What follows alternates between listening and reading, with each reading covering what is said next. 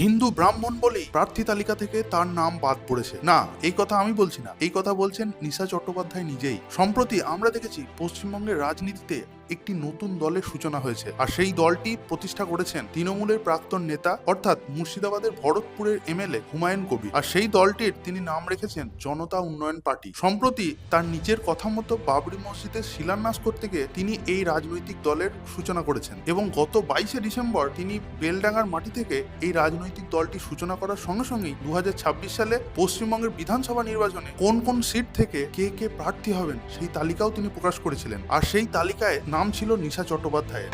কলকাতা বালিগঞ্জ কেন্দ্রে যেখানে বাবুল সুপ্রিয় প্রার্থী আছে নিশা চট্টোপাধ্যায়, কিন্তু 24 ঘন্টা পার হতে না হতেই তালিকা থেকে নিশা চট্টোপাধ্যায়ের নামটি বাদ যায়। আর এই সপক্ষে দলের প্রতিষ্ঠাতা হুমায়ুন কবির বলেছেন যে নিশা চট্টোপাধ্যায়ের নাম ঘোষণার সঙ্গে সঙ্গে তৃণমূলের আইটি সেল তার পুরনো কিছু সোশ্যাল মিডিয়ায় থাকা অশ্লীল ছবি ভাইরাল করে। তাই তিনি আরো বলেছেন বিধানসভার মতো পবিত্র জায়গায় এরকম কুরুচি সম্পন্ন কোনো প্রার্থী তিনি দিতে চান না। তবে আগামী দিনে জনতা উন্নয়ন পার্টির ভবিষ্যৎ কি হবে সেটা 2026-এর বিধানসভা নির্বাচনে জনগণই নির্ধারণ করবে। আপনাদের কি মনে হয় এই পার্টির ভবিষ্যৎ কি হতে পারে? অবশ্যই আমার কমেন্ট বক্সে জানান।